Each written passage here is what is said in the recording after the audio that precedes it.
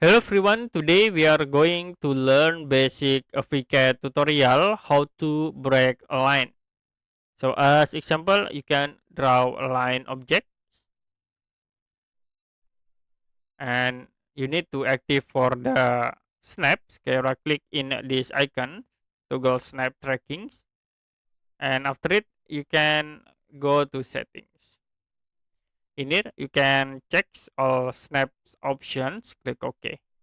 Now to break this line you can tap break, press enter, select the line objects, and then I will use the first breakpoint. You can press F buttons, press enter, click on the object, and I will break into this point.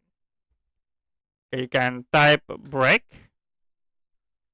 and press enter, select the line objects, tap F, press enter, click on this point, and then click again to break. Okay, that's it for basic AviCAD tutorial how to break a line.